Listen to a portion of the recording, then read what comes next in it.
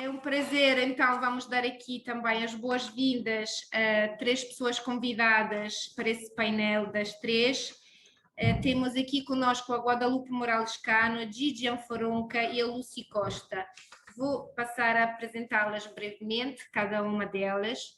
A Guadalupe Cano é diretora da Fundação Mundo Bipolar. Depois de ter sido diagnosticada com um problema de saúde mental e ter perdido o emprego como jornalista, criou a Fundação Mundo Bipolar em 2004, uma organização espanhola sem fins lucrativos de pessoas que vivem a experiência de doença mental. Ela luta contra o estigma e a discriminação com base na Convenção das Nações Unidas sobre os Direitos das Pessoas com Deficiência. Foi pioneira na formação de peer-to-peers. Exerceu funções de professora em universidades da Espanha e dos Estados Unidos e atualmente é professora do mestrado na Universidade João I, em Valência, Espanha, e leciona Mídia e Estigma na Universidade Nova, em Lisboa, num programa de aprendizagem internacional, cujos temas principais são Direitos Humanos e Discriminação. É uma de 16 parceiros de 11 países num projeto de investigação Horizonte 2020, intitulado Recover E.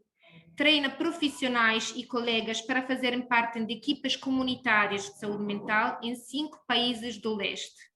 É vice-presidente da ENUSP, Rede Europeia de Ex-Utilizadores e Sobreviventes da Psiquiatria, a única organização que trabalha em toda a Europa para unir organizações locais e nacionais de ex-utilizadores e sobreviventes da psiquiatria.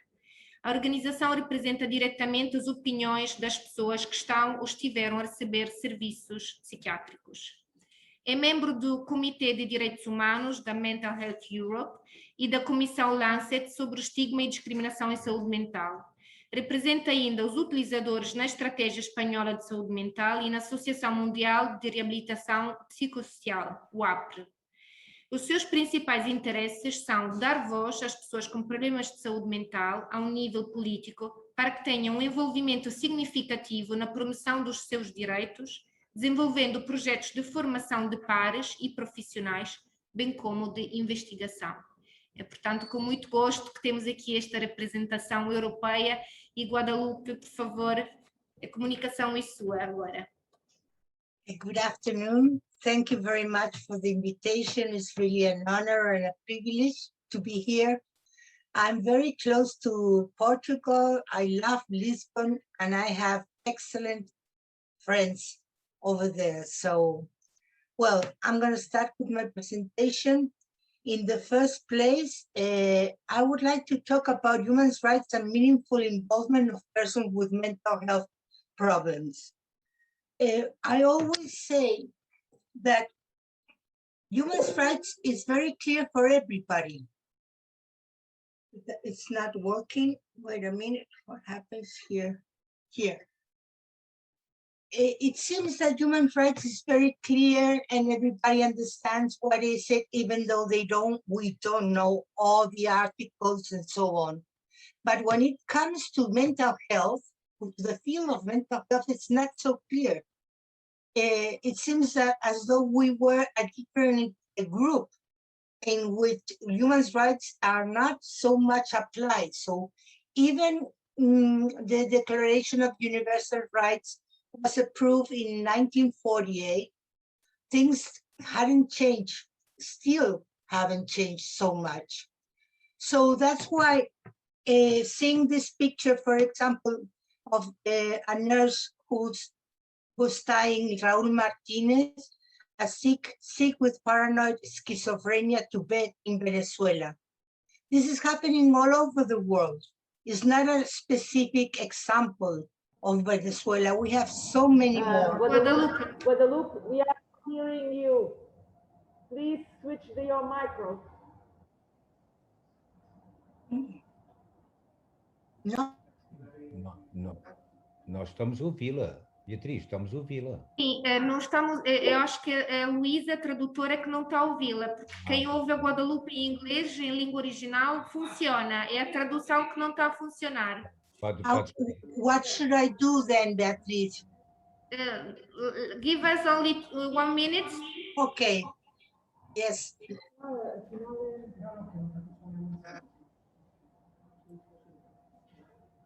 Okay, try to start again. Start again, no, to continue. Well, human rights seems to be very clear for everybody, but when it comes to mental health, it's not so clear. So even though we had the Declaration of Universal Rights approved in 1948, still there are a lot of emergencies arousing and situations that are inhuman. We have this, for example, again, you can see the photo. So if we had the declaration, why having a new convention? The Convention of the United Nations on the Rights of Persons with Disability, it's in the same direction that the declaration, but it focuses exclusively on people with disability.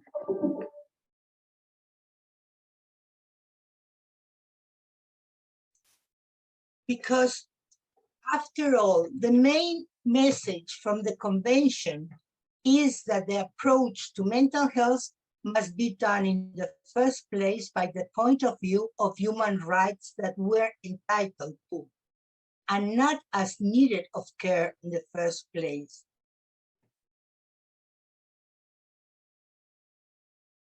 In its development, 51 international organizations of people with disability participate. In mental health, it was the World Network of Ex-Users, Users and Survivors of Psychiatry, and INUS, the organization that of which I am the vice president. It was approved in 2006 and came into force in 2008. The first article on the spirit of the convention, as I said, is in the same line. It's in line of the declaration. But these are very important aspects. It's a paradigm shift. Why? Because persons with disabilities are not viewed, as I said, as objects of charity, medical treatment, and social protection. Rather, they are viewed as subjects with rights in the first place. Another essential aspect is that the convention is legally binding. This means that every country that has signed it and ratified it is obliged by law to work according to it, or else it's going to be illegal. For example, Portugal signed it and ratified it in 2009. The main aspect, besides the ones I have already mentioned, is that this convention talks about non-discrimination and participation of people with disabilities. So everything that relates to us, we have to be meaningful involved. Our participation is essential. So here comes the slogan that we are all aware of: nothing about us without us. Every 4 years, the committee of the convention reviews the implementation of the convention in the different countries, also at the European Union. In 2015, INUS, my organization, was very actively involved. Among many other recommendations, it said to actively involve representative organizations of persons with disability, not only in these recommendations, but in the same sense in many other recommendations. The last European Union program on mental health was the Joint Action on Mental Health and Well-being from 2013 to 2015. Well, among the studies we made, because I was part of it, you can see that the development of the psychiatric beds in general hospital has increased. It's very big in Europe. On the contrary, the development of self-help or outreach groups, users organizations, patients organizations, whatever you want to call them, is very low. So we have to change this scenario, or else our rights are never going to be complied. We will continue to be discriminated because it is us who have to fight for our rights. Nobody else will fight for us. So among this recommendation of the joint action, again, it says should be more actively involved in the planning and development of the services that they receive, that we receive. For the first time in these European programs, it mentions access to funding. Because in my long experience, it seems that we people with psychosocial disabilities, mental health problems, we don't deserve to have a salary or to be paid for our work. We have been working for more than 14 years on a voluntary basis. And now we come to one of the fields that we are experts. This is a peer-to-peer. There's a kind of knowledge that only comes from one's own experience.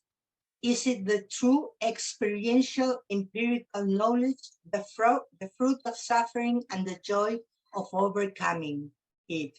When combined with an honest and loyal exchange with others like us, who have gone through the same, the result is prodigious. Only a person who has been there can fully understand and help us heal. This goes beyond empathy. These facts are the root of peer-to-peer knowledge. We, of course, base all our actions on the principles of recovery, which I believe you are all familiar with it. The only thing I want to mention here is that we are multifaceted. We are not only subjects who have treatment or medicines. We have to work in every area like any other citizen.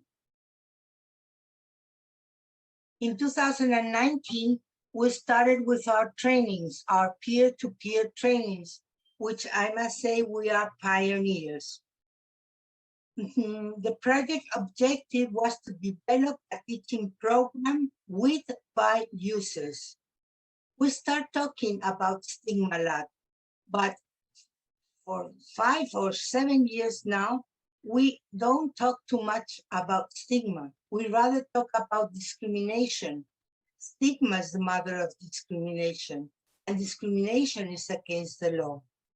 So this training is targeted to users. It's based on the convention principles. It talks about the characteristics of empowerment and recovery. And what is very important for us, it to promote a strong users movement, to have a strong voice at a political level. We also train trainers to our students in order that they are able to have chats at schools, they become teachers, they attend seminars, etc.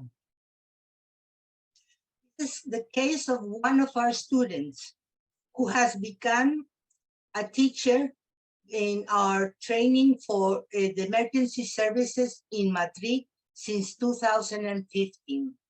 Here we are 3 of the 4 members of the team. One is a psychologist and one is a peer worker. As we always make research, we present our results in different congresses in the world. So, well, we were selected by the European Commission as a good practice, and I guess that was one of the reasons that we were asked to be part of our Horizon 2020 project, which is a research project. In this project, which is called Recover E, The consortium is made for 16 partners of 11 different countries.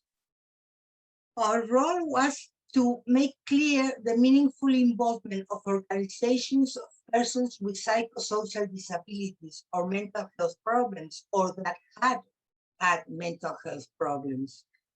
So Recover E is a unique example of a service user-led organization as a partner and work package leader in a Horizon 2020 project. We contribute expertise from peer workers and lived experience to all dimensions of the project. Our training are for psychiatrists, psychologists, nurses, social workers, service users that become afterwards peer workers. All of these people are part of the community mental health teams who have a modality, who are mobile teams and make home visits. The aim is not to be so much in the hospital, but in the community. This is our training.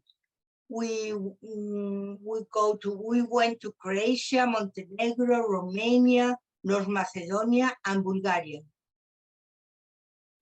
It's 5 days training, but we have refreshments from these trainings. What do I train? I train on human rights, the UN Convention, little bit about stigma, and as much as possible about discrimination. Also about the principles of empowerment and recovery, peer skills and role, crisis in mental health, and a wonderful session with peers and myself, separate, only for us. So what do peer workers in the community mental health do? They provide mobile, community-based mental health treatment to promote the recovery and community integration of individuals with severe mental illness. Peer services include peer support advocacy, support in developing a recovery plan, engagement and mentorship, recovery supports, pre-crisis and crisis supports, and support after inpatient admissions. This is me with all my material translated. I think it was to Croatian, I'm not sure. So what are the benefits to work as a peer worker? Of course, it's a role model, it's a unique contribution, and it brings hope to users, to their peers and family. And of course, they help with the reduction of stigma and discrimination. Being part of a team, all made up of professionals, is a cultural change. And in fact, I think we have made a small revolution regarding that, working at the same level with respect from them to us and from us to them.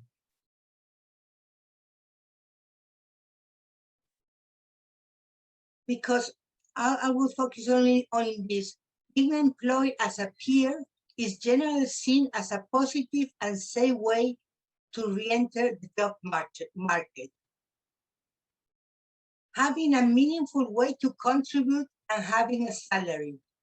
And this makes a lot of sense to me. Working as a peer worker, giving the sense to pass suffering when helping others like oneself. So maybe this, for me, is very important because our sufferness is helpful for other people like us. Well, these are just some photographs from our training in Siret, Romania, Croatia, Montenegro. Every step of this project is very much evaluated. It's a scientific project. So one of the comments on the training was that as part of reflections, few participants said interacting with peers and having positive group dynamics enhance their learning. This is my peers in Sofia, in the separate space, and these are my peers in Skopje, North Macedonia. Which are the barriers that we have found till now? The salary for peer workers is a new addition to the financing system in the country, and in some cases conflicted with national regulations for disability payments. We have found out that there are countries where people with mental health problems cannot be hired. They cannot make them a contract, so they cannot have a salary, which is a terrible discrimination. And we are fighting this the way we can. There's another problem that we have trained about maybe 12 peers in the different countries, and it's difficult to find new peer workers in case one of the peer just leave or have another job. Finally, this is a photograph that I like very much. This is arriving to Suceava in Romania, in my way to Siret, which is a very small village, which was the only thing that happened there till now still, is there was a very huge psychiatric hospital that is transforming itself. So here, I say, minus 14 degrees, and absolutely happy to go for my training. And that's it. Thank you very much.